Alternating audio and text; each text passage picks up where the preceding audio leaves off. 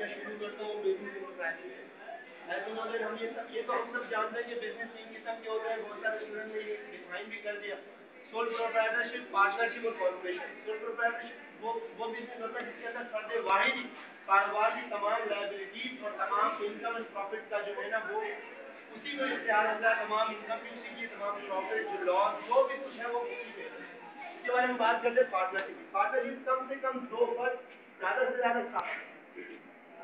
अब पार्टनरशिप के लिए एक वादा होता है, कॉन्ट्रैक्ट होता है, जो कि दो लोगों के दरमियान भी हो सकता है, दो से ज्यादा लोगों के दरमियान भी हो सकता है। अब इसी तरह पार्टनरशिप के इंतजाम की बात करें, पार्टनरशिप उस वक्त इंतजाम तब्दील हो जाती है जब कोई एक पार्टनर खाता लग जाए, मर जाए, या कोई भी किसी भी वजह से कारोबार छोड़ के चला जाए, पार्टनरशिप खत्म हो जाती है। ठीक है, और इसकी जो लायबिलिटीज होती है, अगर लॉस होगा तो इस सूरत में पार्टनर अपने पर्सनल एसेट या पर्सनल घर वगैरह जो भी है वो फरोख्त करके उसकी लायबिलिटी में आजाद करनी है। कॉर्पोरेशन की बात करते हैं, कॉर्पोरेशन के अंदर जब हम बात करते हैं तो कॉर्पोरेशन में दो किस्म की कॉर्पोरेशन नजर आती है। एक तो वो है जो पब्लिक लिमिटेड कंपनी है। पब्लिक लिमिटेड कंपनीज वो होती है जिनके अंदर हम शेयर इशू कर सकते हैं। शेयर इशू करने का मतलब जब भी हमें पैसे की जरूरत पड़ती है हम क्या करते हैं, अपने मार्केट में शेयर ले आते हैं, मार्केट हमारे पास स्टॉक शेयर मार्केट है जहाँ पे हमारे पास शेयर होते हैं।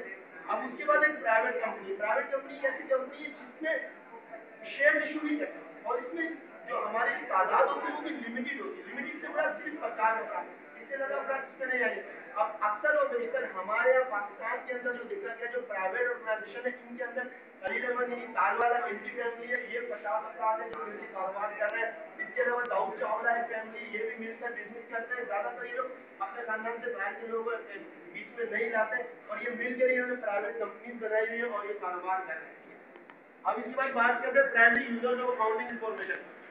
इब्तदाई दौर में जब अकाउंटिंग की जब बुनियाद रखी गई होगी, 19वीं सदी की इब्तदा की बात है, जब बहुत से लोग, बहुत से रंग नस्ल मज़ाहिब के लोग आपस में कारोबार करते थे तो इनकी बहुत ज़्यादा इख्तिलाफात हुआ करते। इख्तिलाफात इस तरह हुआ करते थे कि मेरी सोच अलग, दूसरे की सोच अलग, अगर कोई अंग्रेज है उसकी सोच अलग, अमेरिका है उसकी सोच अलग, ऑस्ट्रेलिया है उसकी सोच अलग।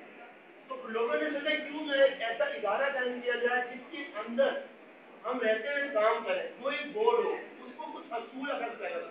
जैसे कि कल नागिन भाई ने बात बताया कि जब इनके हम रूल्स बनाए गए उसके लिए क्या किया गया, हमने क्या किया, कुछ अजम्पशन की गई। जब अजम्पशन की गई उसके बाद क्या हुआ, अजम्पशन से मुराद वही था कि हम नहीं जानते कि जो प्लस का जो साइन आता है ये क्या, ये अज्यूम कर लिया गया कि जहाँ प्लस का साइन होगा वहाँ दो वैल्यूज को ऐड कर लिया गया, ठीक है, माइनस का साइन होगा तो सब्ट्रैक्ट कर लिया गया, ठीक है। अब इसके बाद क्या हुआ, ये अजम्पशन इन लोगों ने कुछ इदारे बने। उन इदारों में जो है पहला इदारा बना American institute of certified public accounting. ये इब्तिदाई दौर में बना था। इसने अब 18 इदारे कायम किए, मुख्तलिफ किस्म के से इदारे कायम किए, जिनके अंदर जो इब्तिदाई दौर में बनाया गया, शुरू में जो बनाया गया उसका नाम है committee of on accounting procedure. ये 1930 में कायम हुआ। उसके बाद जो एक और इदारा कायम हुआ accounting principle board. Accounting principle board के बन जाने के बाद जितने भी इदारे बनते थे वो इससे रजिस्टर्ड होते थे, यानी कि जो भी ऑर्गेनाइजेशन वगैरह बनती थी उनके ऊपर ये नजर आता था ये एक बोर्ड बन गया, जैसा कि हमारे यहाँ प्राइमरी स्कूल का एक बोर्ड है, तो हम बोर्ड ऑफिस के नाम से मशहूर है। इसी तरह एक बना फाइनेंशियल अकाउंटिंग स्टैंडर्ड बोर्ड, ये 1973 में बना। उसके बाद 1929 के अंदर अमेरिका, पेरिस और कुछ यूरोपियन मुल्क के अंदर स्टॉक एक्सचेंज के अंदर बहुत बड़ा क्रैश हुआ। उसके बाद उनको जरूरत पेश आई कि ऐसा इदारा भी हो जो सिक्योरिटी हो, सिक्योरिटी बनाया करे, इसके अलावा एक्सचेंज कमीशन वगैरह हो। तो उन्होंने एक इदारा बनाया जिसका नाम था the securities and exchange commission. ये 1933 या 34 के अंदर वजूद में आया। उसके बाद अमेरिकन अकाउंटिंग एसोसिएशन, इसका ज्ञान वजीर हुआ और उसने बहुत सारे इदारे बनाए और ये आज तक चल रहे हैं। उसके बाद अब इन लोगों ने मिलकर क्या किया, सारी बात तो है ना, ये इदारे बन गया, इनका मकसद क्या था, इनका बुनियादी मकसद था कुछ प्रिंसिपल बनाना, कुछ स्टैंडर्ड बनाना, कुछ कॉन्सेप्ट बनाना। अब वो स्टैंडर्ड कॉन्सेप्ट बहुत सारे स्टूडेंट जैसे कि डिफाइन भी कर चुके हैं, मैं सिर्फ आपको बता देता हूँ। बिजनेस एनईपीटी बनाया, यानी कि जो भी ऑनर होगा, जो डायरेक्टर्स होंगे, वो अपनी पर्सनल एक्टिविटीज को अलग और कारोबारी सरगर्मियाँ, कारोबारी एक्टिविटीज को अलग रखेंगे। उसके बाद बनाया गया गोइंग कंसर्न। गोइंग कंसर्न में किस तरीके से काम करेंगे, क्या क्या अमल होगा उसमें, ठीक है। और उसके बाद उन्होंने बनाया मेजरिंग यूनिट कॉन्सेप्ट। जब एक इदारा कायम हो गया, एक ऑर्गेनाइजेशन है, तो जब वो कोई प्रोडक्ट करती है, प्रोडक्शन करती है, तो वो किस तरीके से करेगी। बुनियादी वजह ये थी कि उसके लिए कुछ मेथड बनाया गया, कॉन्सेप्ट बनाया गया, कुछ यूनिट प्रोडक्शन है, जैसे कि हमारे पास जो है डेप्रिसिएशन वगैरह के निकालने के मुख्तलिफ मेथड।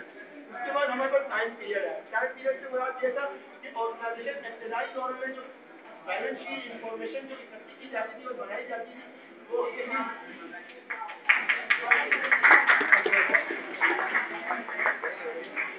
ये मुख्तलिफ है जो कि मुख्तलिफ स्टूडेंट जो है ना वो डिफाइन कर चुके हैं और ऑब्जेक्टिव से फाइनेंशियल इसके ऑब्जेक्टिव क्यों बनाया गया इसकी वजह ये चीज करना चाहेंगे बात एपीबी जो है वो American institute of research public accountancy की एक सब कमेटी थी जिसको 1989 में बनी, लेकिन 1973 में उसके ऊपर काफ़ी क्रिटिसाइज हुआ और उसके जाने के बाद FASB आपसे ये पूछना है कि ये इसके ऊपर किन बातों को क्रिटिसाइज हुआ एपीबी के ऊपर। देखिए मैं आपको एग्जाम्पल देखो, जब कंप्यूटर दुनिया में वजूद में आया एक बहुत बड़ा कमरा चाहिए था कंप्यूटर में, ठीक है ना। उस दौर के लोग के लिए वो भी इनफ, लोग की सोच थी बहुत बट इसमें अब कोई तरक्की नहीं होगी, कुछ भी नहीं होगा, ठीक है। इसी तरह जब वो इदारा पहला इदारा जो बना तो उन्होंने लोगों ने ये सोचा ये इनफ होगा, बस बहुत है इसकी सब कुछ हो जाएगा, मगर वक्त के साथ साथ कंप्यूटर आज इतनी सी मशीन आ गई, ठीक है, लैपटॉप की सूरत में हमारे पास आ चुका। इसी तरह हमारे पास जो इदारे हैं वो भी चेंज होते रहे, वक्त वक्त कुछ ऐसी जरूरियात आई जिनकी वजह से जो है मैं भी कुछ ऐसे प्रॉब्लम फेस की होगी तारीख में जिनकी सोल्यूशन उस इदारे के पास नहीं होगी, तो मुख्तलिफ लोगों ने मिलकर नया इदारा बना लिया।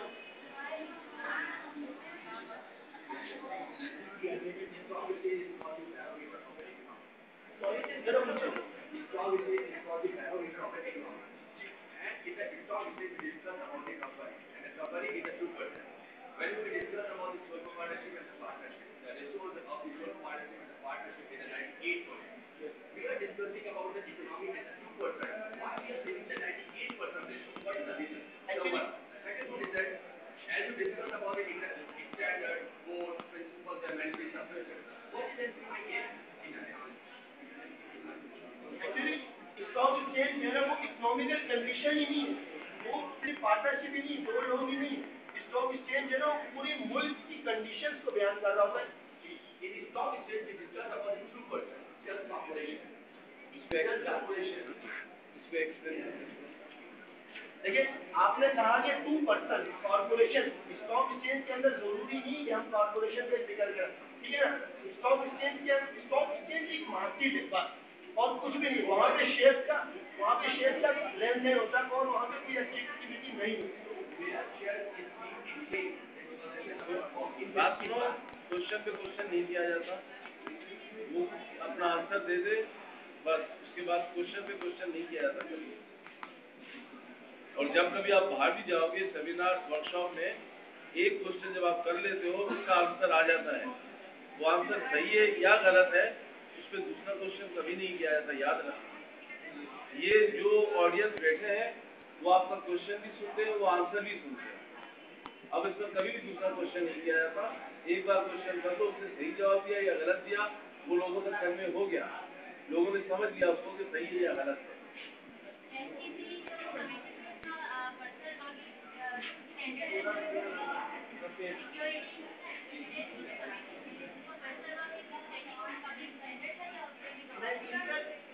पर्सनल वर्क ये नहीं था, इसके नाम से मिलते हैं सिक्योरिटी।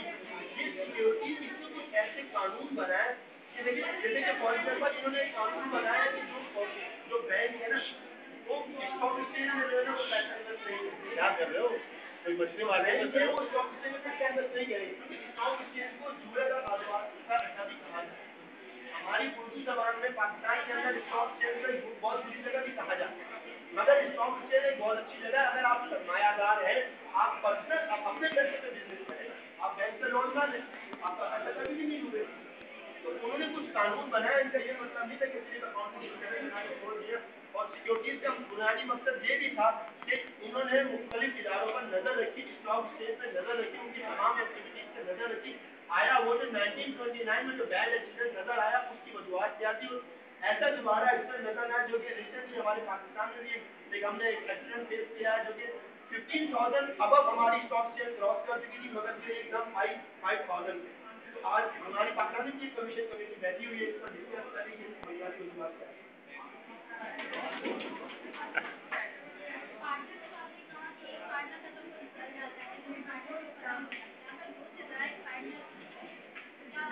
देखिए पार्टनरशिप में जितने भी पार्टनर, ठीक है, जब भी कोई एक पार्टनर चला जाएगा ना, वो पार्टनर कोई भी हो, वो पार्टनर मिस्टर ए हो, मिस्टर बी हो या मिस्टर सी हो, वो पार्टनरशिप तो उस वक्त